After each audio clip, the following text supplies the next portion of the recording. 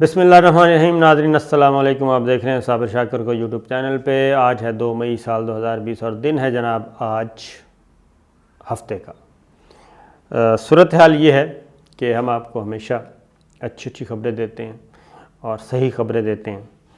और ख़बरें आज दो तीन मौज़ूआत पे हैं जी। एक तो वज़ीर-ए-आज़म इमरान ख़ान को चैन ही नहीं आ रहा, पता नहीं क्या करना चाह रहे हैं। हर तरफ वो कहते हैं कि बस सफाई करनी है मैंने हर सूरत में, वो खा आटा स्कैंडल हो, गंदम स्कैंडल हो, शुगर चीनी स्कैंडल हो, वो कहते हैं मैंने किसी से कोई रियायत नहीं करनी। IPPs हों, प्राइवेट बिजली पैदा करने वाले प्राइवेट बिजली घर जो हैं, कोई रियायत नहीं करनी। उसके बाद एक और इशू आया, उस पर भी उन्होंने कहा कि जनाब मैंने कोई बात नहीं सुननी। मेरा जो मोटो है वो करप्शन पे, माल बनाने पे, हरामखोरी पे, इस पे मेरी ज़ीरो टॉलरेंस है।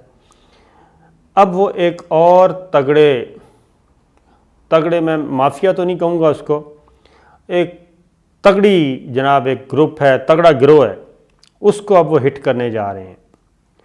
वो है सिविल ब्यूरोक्रेसी, नौकरशाही जिसे कहते हैं, सरकारी मुलाजमीन। इनमें वो जी वसी पैमाने पर भल सफाई करने जा रहे हैं, तगड़ी किस्म की भल सफाई। और उसमें दर्जनों नहीं, बीसियों नहीं, सैकड़ों, बल्कि सैकड़ों ज़ाहिर है, हज़ार से ऊपर हो तो हज़ारों वो सफाई करने जा रहे हैं। और उन्होंने ये बाकायदा तौर पे हुक्मनामा सादर कर दिया है वज़ीर-ए-आज़म ऑफ़िस की तरफ से तमाम डिवीज़नों को, तमाम महकमों को, तमाम वजारतों को, तमाम ऑटोनमस बॉडीज़ को, सेमी गवर्नमेंट्स को, तमाम इदारों को चिट्ठी जा चुकी है कि जनाब जिनकी 20 साल सर्विस पूरी हो गई है, मुलाजमीन और सिविल ब्यूरोक्रेसी की बात कर रहा हूँ, वो मुलाजमीन जिनकी 20 साल पूरी हो गई है सर्विस, 20 साल के बाद उनकी जो कारकर्दगी शीट्स हैं, उनकी जो पर्सनल फाइल्स हैं, उनको जांचा जाए, देखा जाए। और जिनके बारे में, जिनकी पर्सनल फाइल्स में उनकी कोताही, उनकी गलतियां, उनकी 2 नंबरियां, उनकी सुस्ती और उनके बारे में, उनके रवैयों के बारे में, उनकी वर्किंग के बारे में, जिनकी फ़ाइलों में वो एक नोट मौजूद है, एडवर्स रिमार्क्स मौजूद हैं, उन सब को फ़ारिग कर दिया जाए। बिल्कुल जी, उन सब को वो फ़ारिग करने जा रहे हैं। और इस सिलसिले में एक बोर्ड तश्कील दिया जाएगा।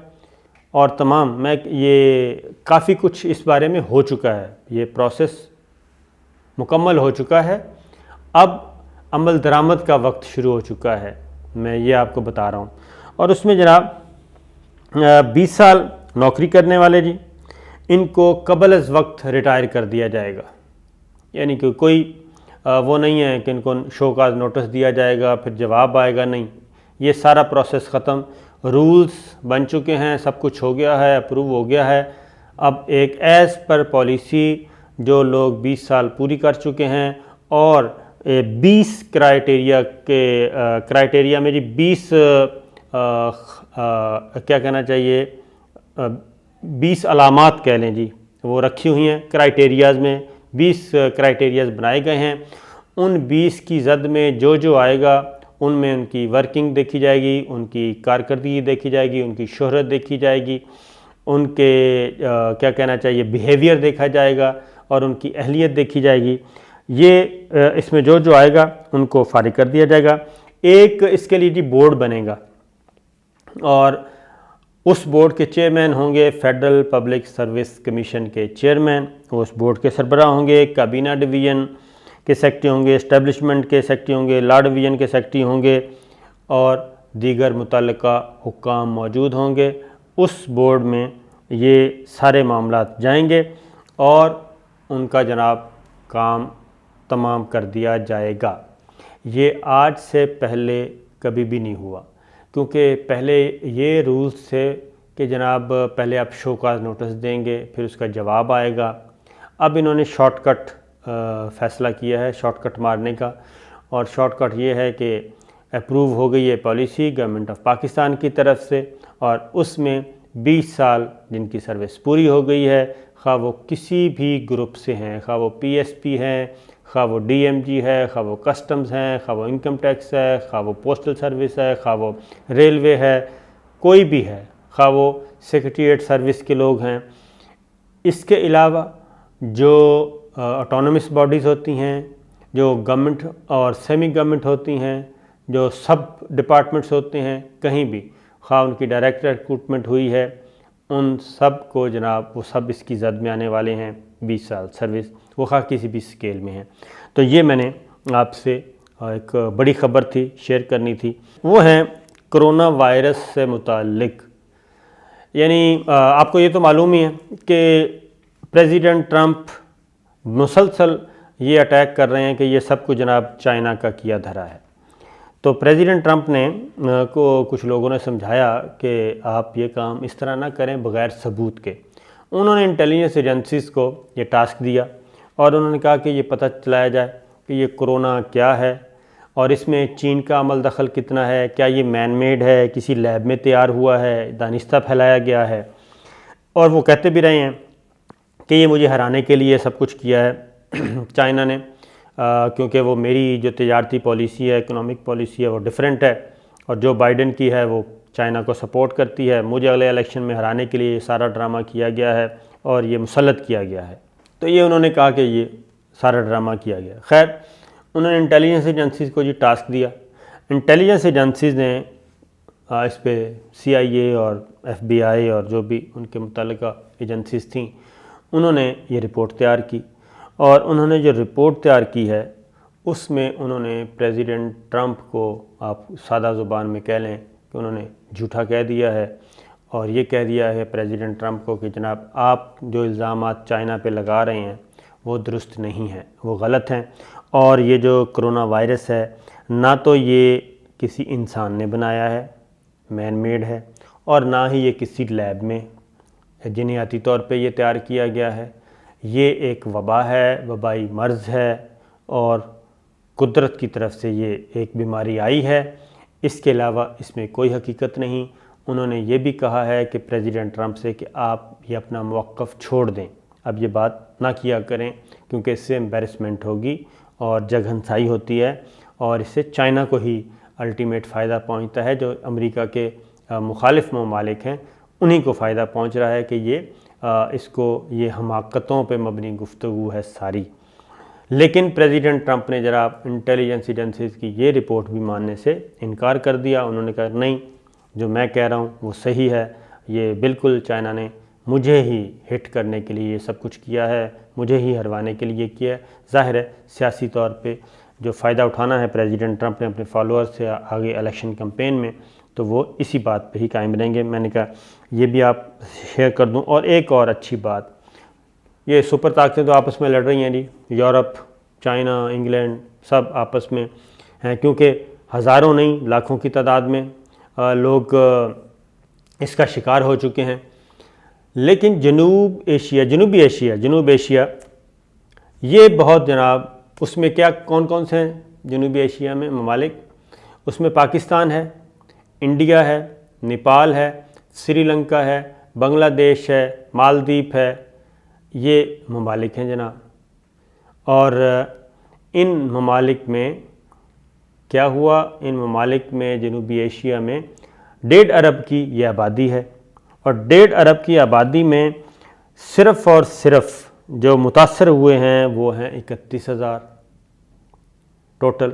डॉक्टर ताहिर शमसी साहब हैं, आपको मालूम है, national institute of blood disease के, उन्होंने ये एक दी है जनाब, ख़बर दी है, और उनकी रिसर्च है। रिसर्च ये है, उन्होंने कहा है कि जी कोरोना वायरस जो है अब पाकिस्तान में उसकी शिद्दत नज़र नहीं आ रही, अब अल्लाह के फजल व करम से ये नीचे ही जाएगा, कोई डॉक्टर ताहिर शमसी साहब कह रहे हैं। और जनूब एशिया को उन्होंने कहा है कि साउथ एशिया को सबसे कम इसने अफेक्ट किया है। 1.5 अरब की आबादी है और 31,000 लोग मुतासर हुए हैं। लेकिन एक ही बात और भी उन्होंने की है, उन्होंने कहा जनाब चीन और कोरिया में जो लोग सेहतयाब हो चुके हैं कोरोना से, 19% लोगों को दोबारा वो उसकी जद में आ गए हैं, कोरोना की जद में।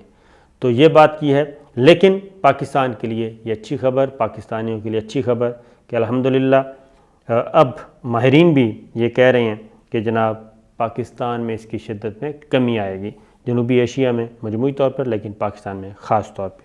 फिर एक और जो रिसर्च की गई है कि पाकिस्तान में तकरीबन 400 अमवात हुई हैं, जो कि मैं समझता हूँ 400 ख़ानदान है, ज़ाहिर है ये तो जिनके घर में कोई मौत हो, फौत हो बंदा, तो उस शख्स के साथ कई लोग जुड़े होते हैं, कई ख़ानदान जुड़े होते हैं। मैं ये कह रहा हूँ उसमें कोई शुबा नहीं कि बहुत सदमे की बात है एक जान का भी जाना। लेकिन 400 अमवात पाकिस्तान में, यूँ समझें कि जैसे दुनिया भर में अमवात हो रही हैं हज़ारों की तादाद में, तो अल्लाह का लाख लाख शुक्र अदा करना चाहिए कि पाकिस्तान में ये ना होने के बराबर हैं।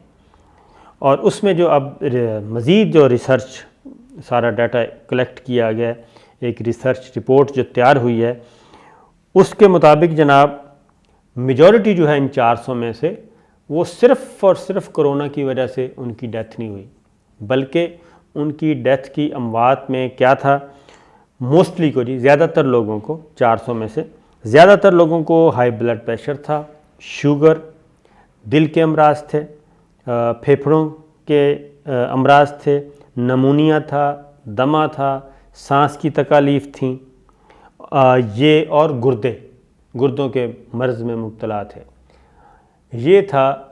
और इन्फेक्शन किसी न किसी वजह से ऑलरेडी उनके अंदर मौजूद थी। ये 8 बड़ी बीमारियां उनके यहाँ पहले से मौजूद थीं, जिसकी वजह से कोरोना भी आया। उनका जो मुदाफ़ियाती निज़ाम था, इम्यूनिटी सिस्टम, वो पहले ही बहुत वीक था और कोरोना ने और अटैक किया, जिसकी वजह से उनकी डेथ हो गई, अमवात हो गई, जाँ बहक हो गए, शहीद हो गए। अल्लाह ताला उनको जन्नतुल फिरदौस में जगह दे। लेकिन बहुत कम लोग हैं जिनकी सिर्फ़ कोरोना की वजह से डेथ हुई। तो ये ख़ास अल्लाह ताला का करम ही है, इसके अलावा और कुछ नहीं है। मैं तो बिल्कुल इस पर बिलीव करता हूँ कि एक कोरोना जो है वो चाइना में तबाहकुन है, अमेरिका में तबाहकुन है, इटली, स्पेन, फ्रांस, बरतानिया तबाहियाँ फैला रहा है और जर्मनी में तबाहियाँ फैला रहा है। लेकिन अगर पाकिस्तान में उसने तबाही नहीं फैलाई, उसने अगर तुर्की में तबाही नहीं फैलाई, अगर उसने हमारे मुल्कों में तबाही नहीं फैलाई, तो अल्लाह ताला का ही ये ख़ास करम है, इसके अलावा कुछ नहीं है। अल्लाह ताला जिसे चाहे जनाब ज़िंदगी दे, जिसे चाहे मौत दे, जिसे चाहे इज़्ज़त दे, जिसे चाहे ज़िल्लत दे, जिसे चाहे इक़्तिदार दे, जिसे चाहे छीन ले। तो ये अल्लाह ताला का है, कुन फ़यकून, ये अल्लाह ताला की ख़ासियत है। लिहाजा मेरा बिलीफ है कि अल्लाह ताला मज़ीद हम पे रहम करेगा इंशाअल्लाह, सिर्फ़ अल्लाह से जुड़े रहें। तो ये थी जनाब अब तक की ख़बरें। इंशाअल्लाह फिर हाज़िर होंगे। इजाज़त दीजिए, अल्लाह हाफ़िज़।